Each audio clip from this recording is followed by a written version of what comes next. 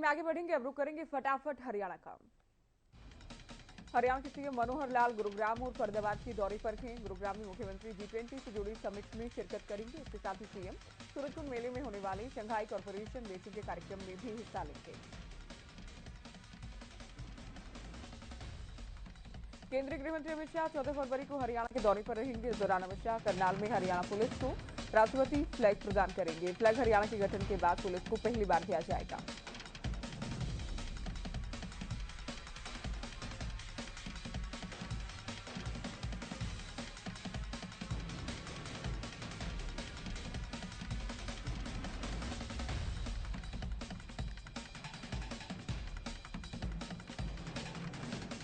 वहीं फरीदाबाद के सूरजकुंड में 36वां अंतर्राष्ट्रीय मेला जारी है। मेले का 7वां दिन पुलिस की सुरक्षा व्यवस्था कड़ी है। हालांकि इस दौरान कमी की तस्वीरें भी सामने आई हैं।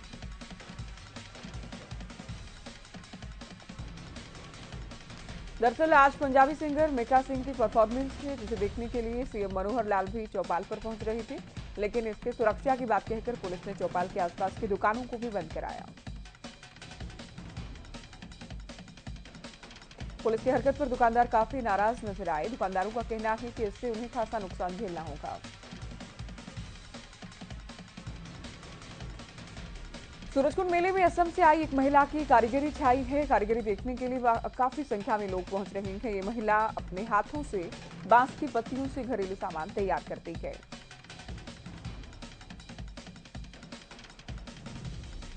हरियाणा के गृह मंत्री अनिल विज ने राहुल गांधी पर हमला बोला। ये कटाक्ष संसद में अडानी को लेकर मोदी सरकार को और पीएम मोदी को घेरने को लेकर था, जिस पर अनिल विज ने राहुल गांधी को झूठा कहा है।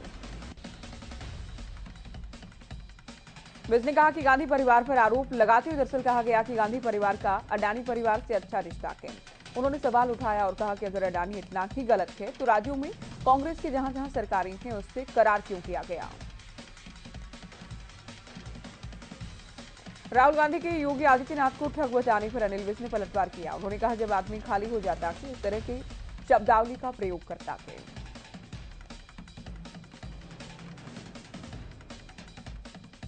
हरियाणा के डिप्टी सीएम दुष्यंत चौटाला अपने पैतृक गांव चौटाला पहुंचे। करोड़ों रुपए की परियोजनाओं का उद्घाटन और शिलान्यास किया। दुष्यंत ने सिरसा जिले को करीब 15 सौगात दी।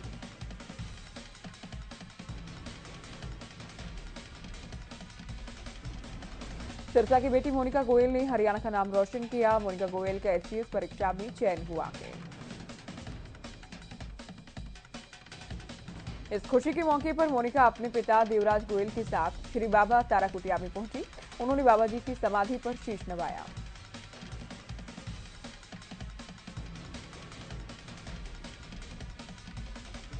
इस मौके पर श्री बाबा तारा कुटिया के मुख्य सेवक और बीजेपी के वरिष्ठ नेता गोविंद कांडा ने सिरसा की बेटी मोनिका को आशीर्वाद दिया। चंडीगढ़ पुलिस और बंदी सिखों की रिहाई पर मोहाली और चंडीगढ़ के बॉर्डर पर बैठे सिख प्रदर्शनकारियों के बीच झड़प देखी गई। दरअसल सिख जत्थेबंदियां अपनी मांगों को लेकर मुख्यमंत्री आवास के बाहर प्रदर्शन करना चाहते थे, लेकिन रास्ते में पुलिस ने उन्हें रोकने के लिए वाटर कैनन का इस्तेमाल किया। इस दौरान दोनों पक्षों के बीच धक्का मुक्की देखी गई।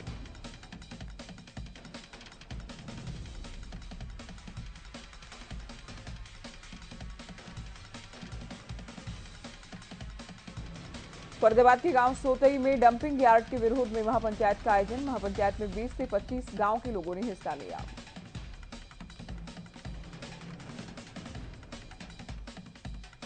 महापंचायत में आए लोगों ने कहा कि किसी भी कीमत पर गांव में डंपिंग यार्ड नहीं बनने दिया जाएगा।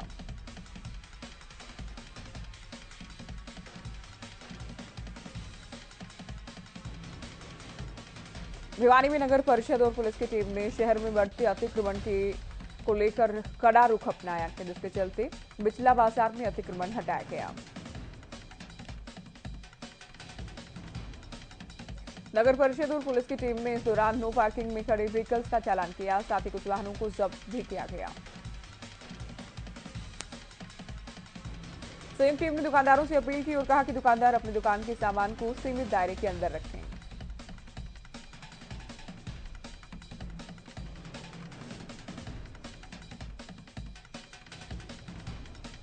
कुरुक्षेत्र पुलिस की सीआईए 1 की टीम ने कार्रवाई करते हुए नशीला पदार्थ रखने के आरोप में 2 लोगों को गिरफ्तार किया।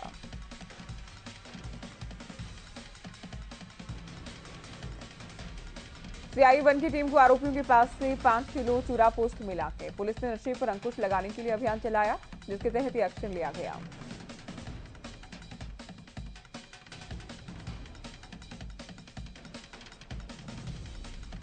सेम फ्लाइंग की फरीदाबाद की टीम ने पलवल में बिना रजिस्ट्रेशन के अवैध रूप से चल रही पैथ लैब पर छापेमारी की। छापेमारी में स्वास्थ्य विभाग के डॉक्टर भी शामिल रहे। टीम ने जब पैथ लैब के संचालक से लैब चलाने से जुड़े कागजात मांगे तो किसी भी तरह के कागजात पेश नहीं कर पाए।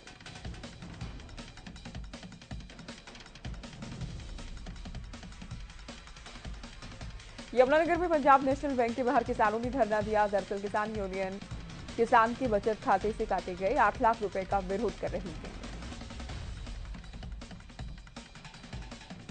और इसी के चलते भारतीय किसान यूनियन टिकट ग्रुप के प्रदेश अध्यक्ष रतन मान ने सड़क पर लेटकर रोड जाम किया।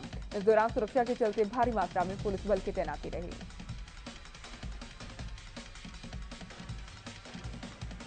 और यमुनानगर में ओवरलोड की समस्या पर डीटीओ विभाग ने बड़ी कार्रवाई की है। पिछले 4 महीनों में 9 करोड़ रुपए का राजस्व इकट्ठा किया गया।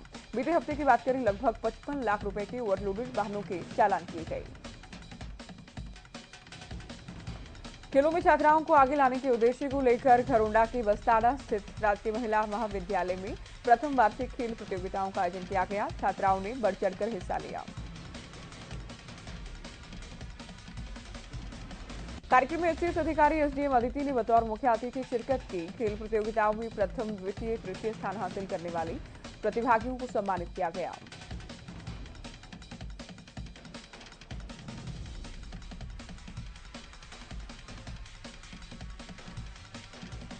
यमुनानगर की ट्रैफिक पुलिस ने रोड सेफ्टी कार्यक्रम के तहत एसपी और डीसी ने सड़कों पर जाकर जागरूक करने का लोगों को काम किया। सरकार की ओर से जारी फंड से लोगों को हेलमेट भी बांटे गए।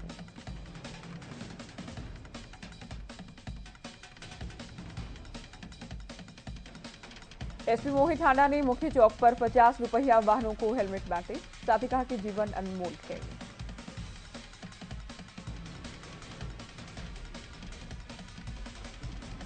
फरीदाबाद की सेक्टर 77 की एक सोसाइटी में बदमाशों का आतंक देखा गया। मामूली कहासुनी को लेकर बदमाश युवकों ने 2 दोस्तों को चाकुओं से गोदा। दरअसल 2 दोस्त आपस में बात कर रहे थे, तभी एक बदमाश शराब पीकर गाली देने लगा, जिसके विरोध करने पर बदमाश ने दोनों दोस्तों को चाकू मारे। झज्जर के गांव बिरधाना में एक व्यक्ति ने अपने घर में जहरीला पदार्थ निगल लिया, जिसे उपचार के लिए अस्पताल ले जाया गया, जहां डॉक्टर्स ने उसे मृत घोषित कर दिया। सूचना पुलिस को दी गई। पुलिस ने बताया कि स्टाफ कर्मचारी इसे मानसिक तौर पर परेशान कर रहे थे, जिसके चलते ये कदम उठाया।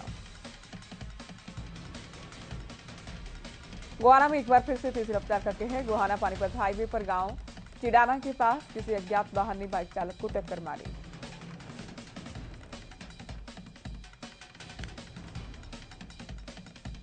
टक्कर इतनी जबरदस्त थी कि बाइक चालक की मौके पर मौत हो गई। घटना की सूचना मिलते ही पुलिस मौके पर आई। शव को पोस्टमार्टम के लिए भेजा गया। जांच शुरू की।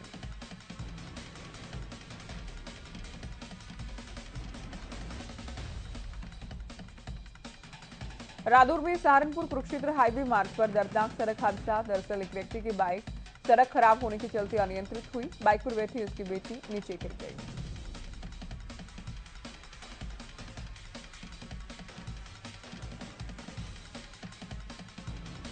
तभी पीछे से आ रहे अज्ञात वाहन ने बाइक सवार की बेटी को कुचला, जिससे बेटी की मौके पर मौत हो गई। हादसे में बाइक सवार व्यक्ति भी गंभीर रूप से घायल थे।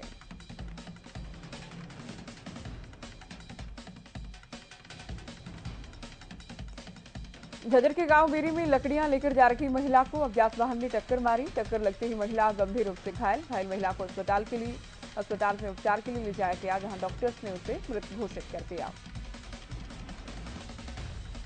नीलोखेड़ी तहसील क्षेत्र के थाना तरावड़ी में 21 साल की छात्रा की गलत इंजेक्शन लगाने से मौत हो गई।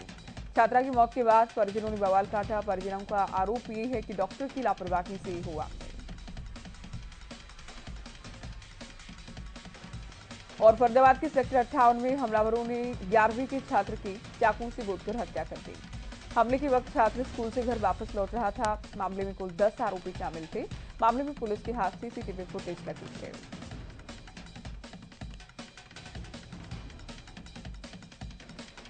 रोहतक के भाली आनंदपुर गांव में रेलवे ट्रैक के पास एक व्यक्ति की गोली मारकर हत्या की गई। मृतक की पहचान भाली आनंदपुर गांव के बलराज भाली के तौर पर हुई है।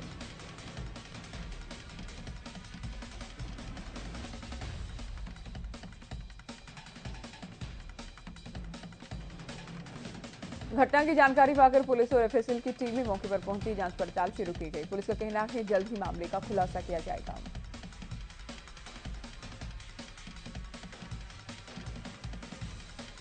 गुरुग्राम साइबर सिटी के न्यू कॉलोनी में एक दंपत्ति का 14 साल की मेड के साथ हैवानियत किए जाने का मामला सामने आया। दरअसल घर की मालकिन अपनी 14 साल की मेड के साथ काफी बुरा व्यवहार करती थी। पुलिस ने बच्ची से बात की तो मालूम चला कि मालकिन उसके साथ मारपीट करती थी। बच्ची के शरीर पर चोट के काफी निशान पाए गए हैं। पुलिस ने दंपत्ति के खिलाफ मामला दर्ज किया, गिरफ्तार किया गया।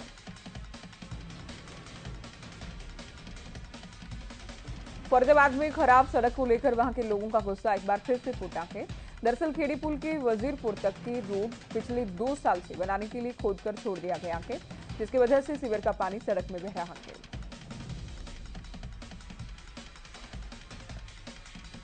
सड़क को बनवाने के लिए स्थानीय लोगों ने बाईपास रोड पर जाम लगाया। सड़क पर लेटकर सड़क के निर्माण की मांग की गई। इस दौरान कांग्रेसी नेताओं ने भी जमकर नारेबाजी की।